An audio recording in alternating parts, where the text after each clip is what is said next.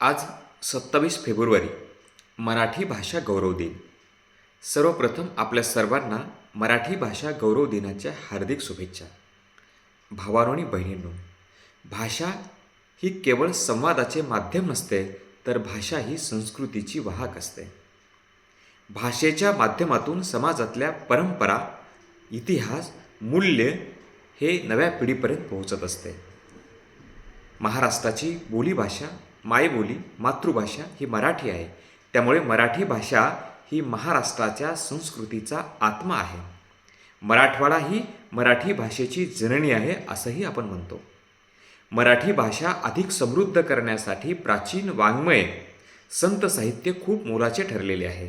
संत ज्ञानेश्वर महाराजांनी मराठी भाषेचं गुणगान गाताना म्हटलेलं आहे, मराठीची बोलू कौतुके, परी अमृताही पैजाशी जिंके।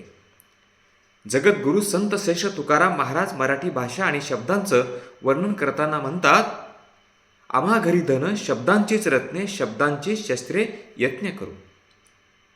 संत साहित्य असेल, महात्मा चक्रधर स्वामी यांचा महानुभव पंथ असेल, वर्तमान काळातील साहित्यिक, लेखक, कवी, गायक, शाहीर या असतील, या सर्वांनी मराठी भाषा समृद्ध करण्यासाठी विशेष प्रयत्न केलेले आहेत। आज महाराष्ट्रात जवळपास 8,30,00,000 लोक मराठी भाषा बोलतात।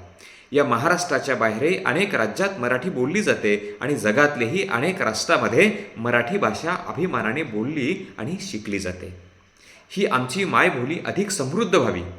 आता मराठीला अभिजात भाषेचा दर्जा प्राप्त झाला, पण केवळ भाषेला अभिजात भाषेचा दर्जा प्राप्त झाला म्हणजे मराठी भाषेचं खूप मोठं कल्याण होईल असं नाही।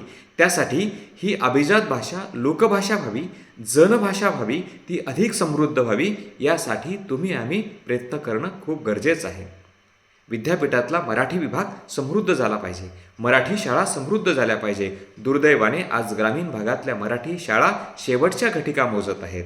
तेव्हा या मराठी शाळा समृद्ध करणं, संपन्न करणं, त्या अधिक चांगल्या बनवणं हे तुमचं आमचं कर्तव्य आहे आणि यासाठी शासनाने देखील विशेष लक्ष देणं गरजेचं आहे। आज मराठी भाषा गौरव दिनाच्या शुभेच्छा देत असताना मी एवढीच विनंती करेल की आपण अधिकाधिक मराठीत बोललं पाहिजे, लिहिलं पाहिजे, पाठ्यपुस्तकं आणि मराठी ग्रंथसंपदा अधिक संपन्न झाली पाहिजे। यासाठी साऱ्यांनीच प्रयत्न करणं गरजेचं आहे। मराठी भाषेचं वर्णन करत असताना शेवटी सुरेश भटाच्या 4 ओळी आठवतात, लाभले भाग्य आम्हास बोलतो मराठी, झालो धन्य आज ऐकतो मराठी, धर्म भाषा एक जाणतो मराठी, आणि एवढ्या जगात माय मानतो मराठी।